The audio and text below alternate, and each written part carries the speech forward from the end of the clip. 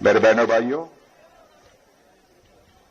कुछ कहने के पहले एक बार मैं अपना मस्तक झुकाकर आप सभी लोगों का खैर मकदम करता हूं।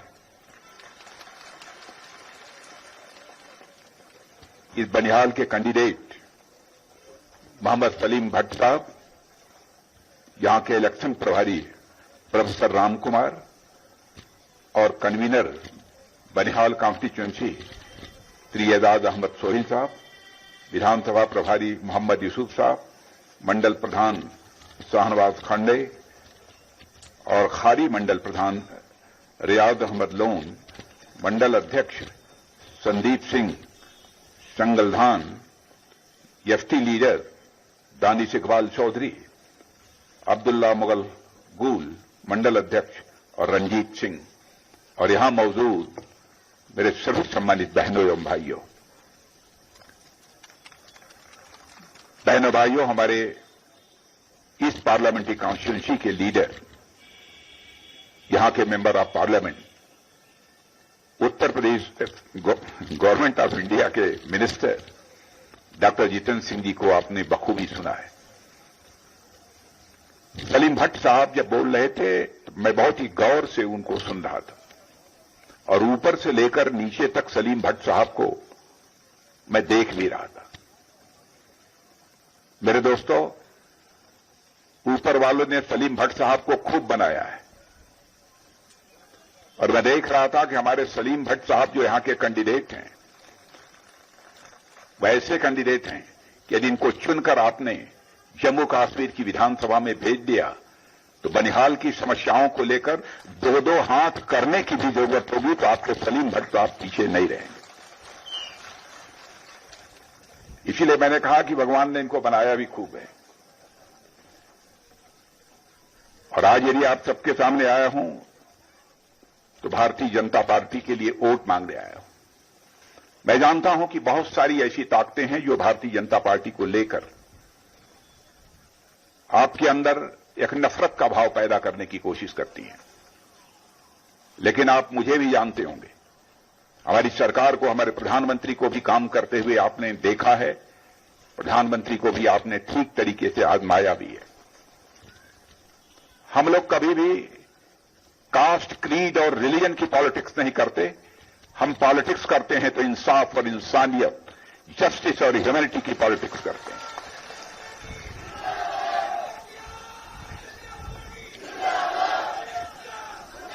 और इसकी आपको मिसाल चाहिए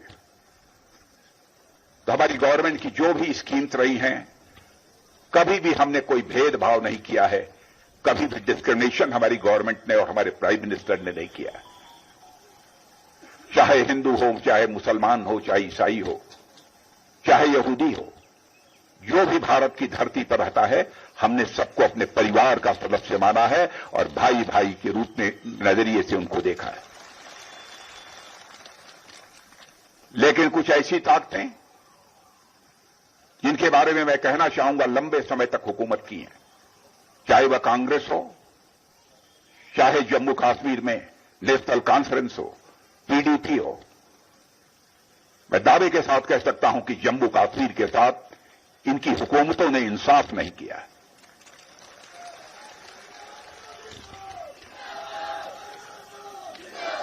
रिलीजन के आधार पर आपके जज्बात को, आपकी भावनाओं को उभार कर बराबर इन्होंने वोट हासिल करने की कोशिश की है। लेकिन मैं बतलाना चाहता हूं कांग्रेस के दोस्तों को, एनसी के दोस्तों को और टीडीपी के दोस्तों को कि पॉलिटिक्स केवल सरकार बनाने के लिए नहीं की जानी चाहिए। पॉलिटिक्स यदि की जानी चाहिए तो समाज बनाने के लिए की जानी चाहिए, देश बनाने के लिए की जानी चाहिए।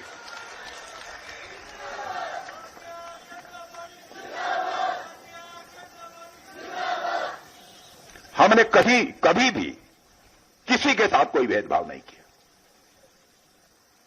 हमारी आर्मी यहां रहती है। मैं आपसे पूछना चाहता हूं, क्या हमारी आर्मी किसी के साथ कोई भेदभाव करती है?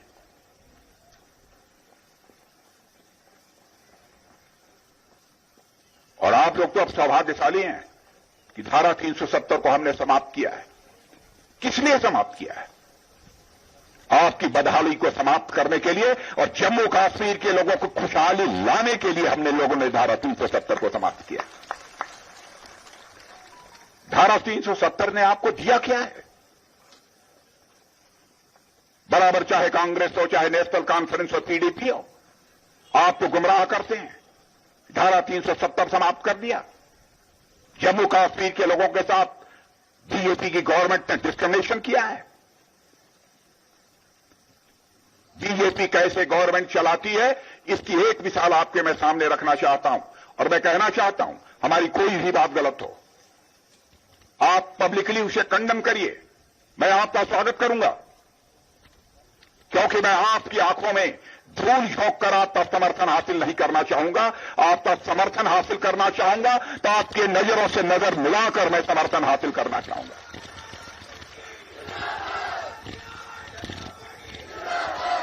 यहां पढ़े लिखे लोग मौजूद हैं, क्या इस सच्चाई को नहीं जानते? लंबे समय तक इस हिंदुस्तान में हुकूमत यदि किसी ने की है तो कांग्रेस ने की है। 50 वर्षों तक, 50 ईयर्स तक अखंड हुकूमत कांग्रेस से किया है। 2014 में हम लोगों की गवर्नमेंट आई मोदी जी की लीडरशिप में। उसके पहले सारी दुनिया में धन दौलत के मामले में, इकोनॉमी के साइज के मामले में हमारा भारत दुनिया के देशों में 11वें स्थान पर खड़ा था। हमारे प्राइम मिनिस्टर मोदी ने करिश्मा किया है मेरे बहनों भाइयों। 7 वर्षों के अंदर हमारे देश की इकोनॉमी को, हमारे देश की धन दौलत को दुनिया के देशों में 11वें स्थान से ले जाकर 5वें स्थान पर दुनिया में खड़ा करने का काम यदि किसी ने किया है तो हमारी गवर्नमेंट ने किया है। और आज हमारा देश जितनी तेजी के साथ आगे बढ़ रहा है, दुनिया के बड़े बड़े इकोनॉमिस्ट, बड़े बड़े अर्थशास्त्री अब यह दावा कर रहे हैं कि भारत आज जितनी तेजी के साथ आगे बढ़ रहा है, इस सच्चाई को, इस हकीकत को नकारा नहीं जा सकता है कि 3 वर्ष के अंदर ही हमारा भारत इकोनॉमी यानी अर्थव्यवस्था के आकार के मामले में दुनिया की टॉप 3 कंट्रीज में आकर खड़ा हो जाएगा। एक होगा अमेरिका और दूसरा होगा चाइना, तीसरा यदि कोई देश होगा तो हमारा और आपका देश या भारत होगा। काम करके हम लोगों ने दिखाया है। धारा 370 थी, क्या यह सच्चाई नहीं है? जब भी विधानसभा चुनाव होते थे, लोकसभा चुनाव होते थे, 10% की पोलिंग होती थी, 15% की होती थी, यहां तक कि 8% की पोलिंग होती थी। धारा 370 हम लोगों ने समाप्त किया। बहनों भाइयों, पहली बार लोकसभा के चुनाव में मोर देन 58% की पोलिंग यदि हुई है तो जम्मू कश्मीर में हुई है। दहशत का माहौल हम लोगों ने पैदा किया था कि इन हुक्मरानों ने पैदा किया था, जिन्होंने लंबे समय तक यहां पर हुकूमत की है। आपकी आंखों में धूल झोंक कर आपका समर्थन हासिल करते हैं, आपसे आंखों में आंख डालकर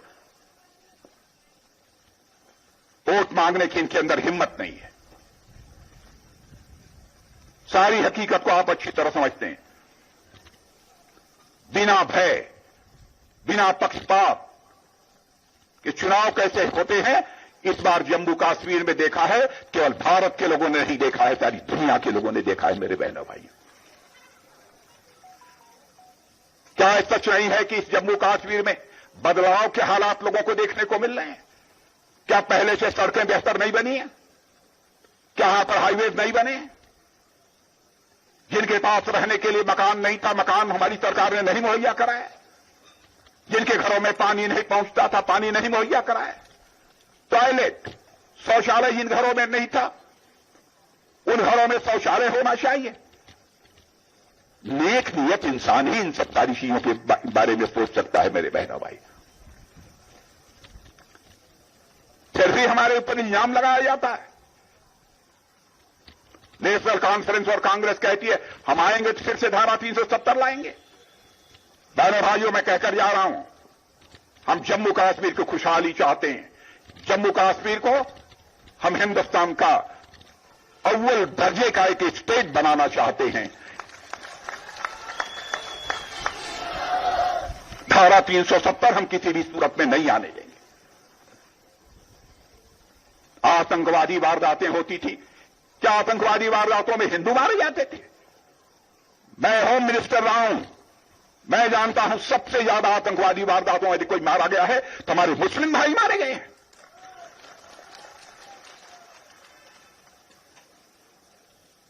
फिर रिलीजन के नाम पर आपको जो गुमराह करते हैं। बहनों भाइयों, देश ऐसे नहीं चलता है। हमारे डॉक्टर जितेंद्र सिंह कोई छोटी मोटी शख्सियत नहीं है। आपके मेंबर ऑफ पार्लियामेंट हैं, तो वहीं पर भारत सरकार के एक मिनिस्टर भी हैं। और आप सब लोगों ने ऐसा मेंबर ऑफ पार्लियामेंट चुना है कि आपका member of parliament doctor Jitendra Singh जब भारत की संसद में खड़े होते हैं, पिन ड्रॉप साइलेंस पूरी पार्लियामेंट में रहता है।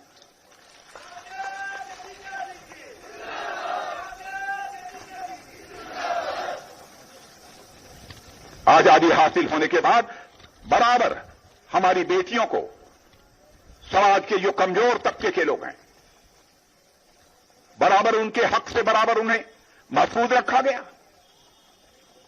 चाहे पाकिस्तान के शरणार्थी हों, चाहे वाल्मीकि समाज के हों, चाहे सफाई कर्मी हों, उनको वोट डालने का अधिकार नहीं था। यह कहां का इंसाफ था? शेड्यूल ट्राइब, एसटी समुदाय के लोगों, असेंबली में उनके लिए सारे हिंदुस्तान में सीट रिजर्व है, लेकिन जम्मू कश्मीर में धारा 370 है, इसे सीट रिजर्व नहीं रहेगी। बहनों भाइयों, एसटी समुदाय के लिए भी हम लोगों ने सीट रिजर्व किया है, उस पर केवल एसटी समुदाय ही लड़ेगा।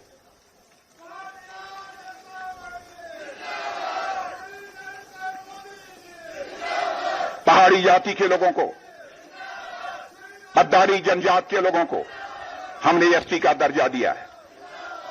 OBC, other backward classes, Hindu में भी बैकवर्ड क्लासेस हैं, मुस्लिम से भी बैकवर्ड क्लासेस हैं, उनको नगर निगम में, नगर पंचायत में, पंचायतों में हमने रिजर्वेशन दिया है। बहनों भाइयों, क्यों?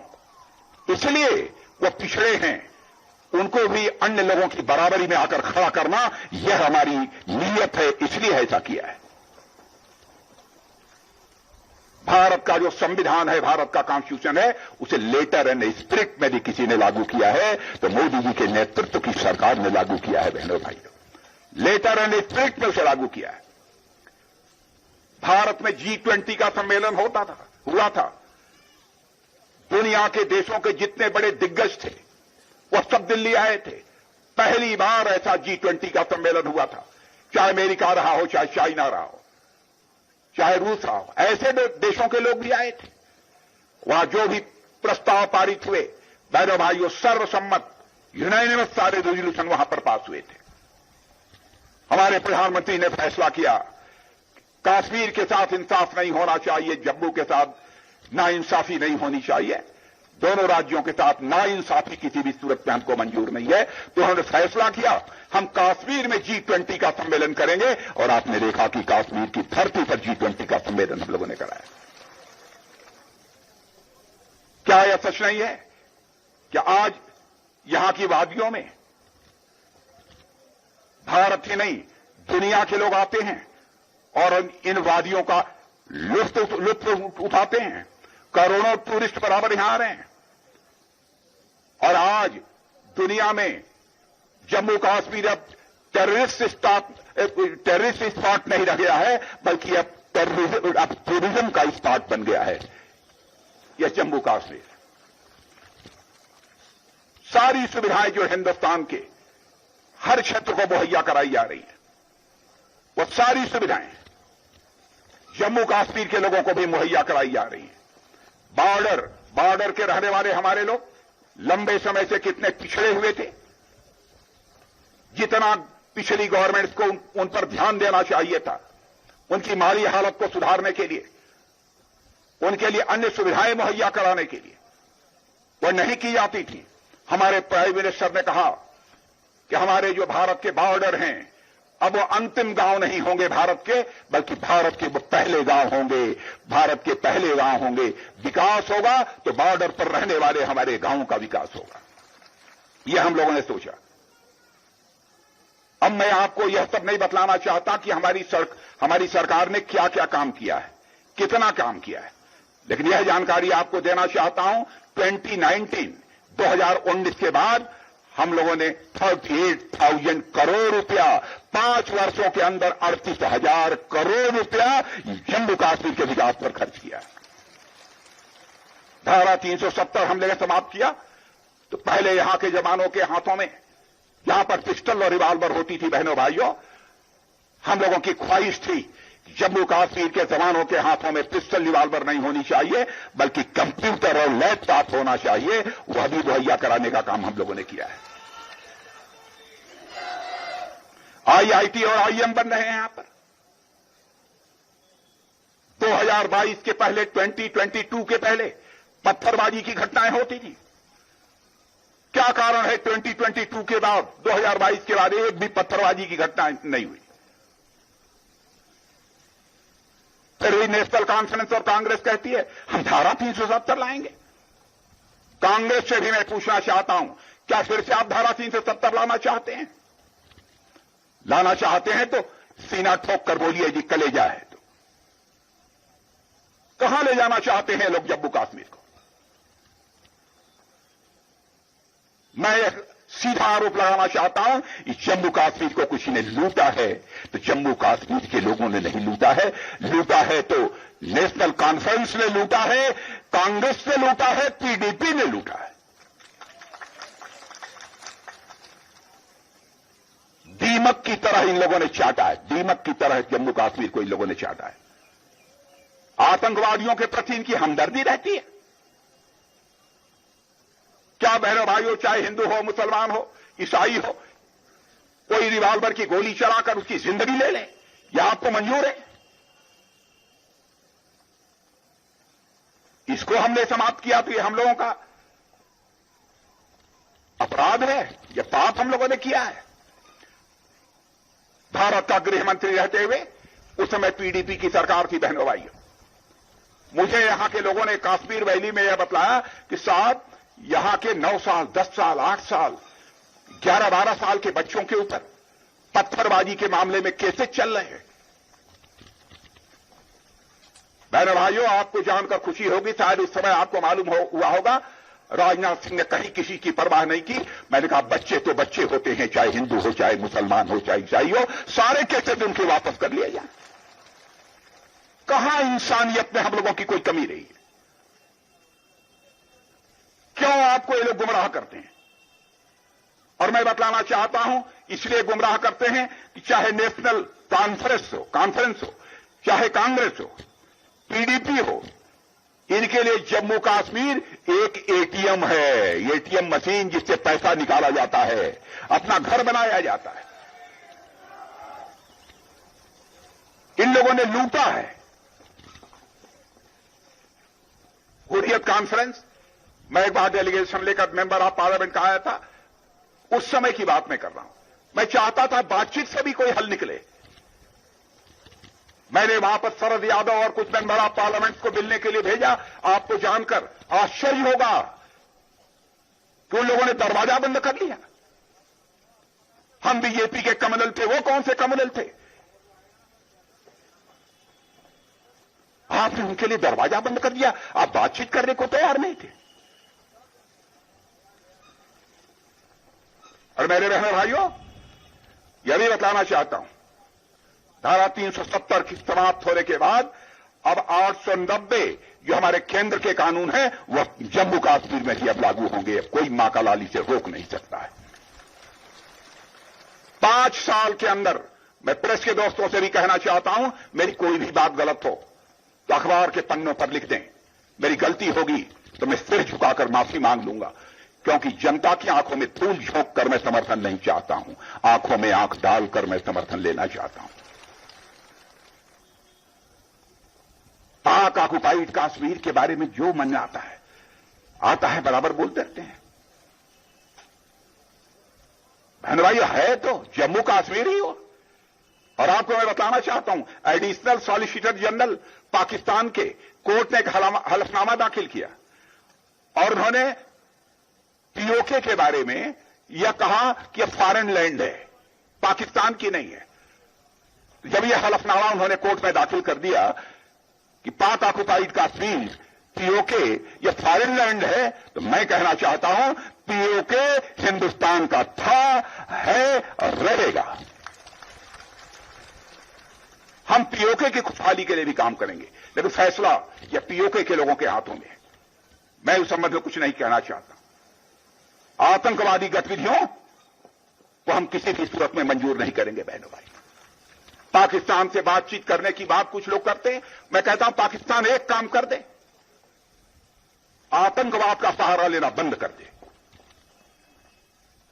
कौन नहीं चाहेगा कि हमारे पड़ोसी देशों के साथ रिश्ते बेहतर हों,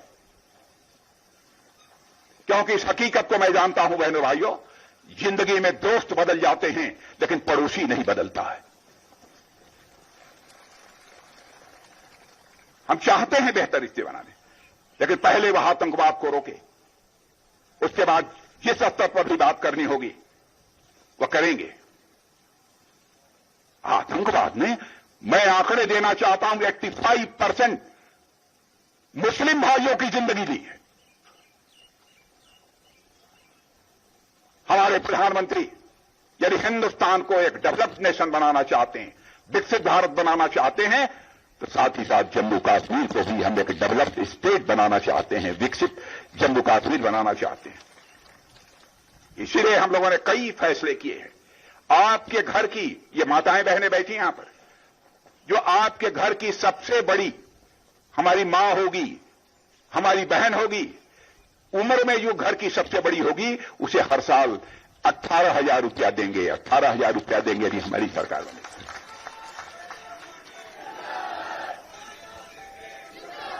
बनिहाल जैसे क्षेत्रों में, बनिहाल जैसे दूर दराज क्षेत्रों में पढ़ने वाले हायर सेकेंडरी स्कूल के जो हमारे बच्चे हैं, उनके लिए हम लोगों ने फैसला किया है टैबलेट और लैपटॉप मुफ्त मुहैया कराने का काम करेंगे।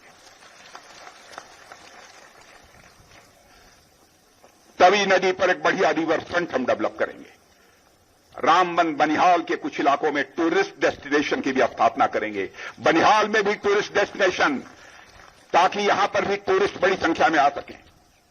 आयुष्मान भारत, 5 लाख रुपए तक का मुफ्त इलाज, जिनके पास कार्ड है, जिनके पास कार्ड नहीं है, जो इसके हकदार हैं, वह कार्ड ले लें। सारे हिंदुस्तान में 5 लाख रुपए तक का मुफ्त इलाज। 70 साल के जो ऊपर के हैं उनका भी, 70 साल के, चाहे उनकी इनकम कुछ भी हो, किसी कास्ट, किसी क्रीड, किसी रिलीजन के क्यों न हो, यदि बीमार पड़ जाएंगे तो 5 लाख रुपए तक का मुफ्त इलाज किया जाएगा, मुफ्त इलाज किया जाएगा।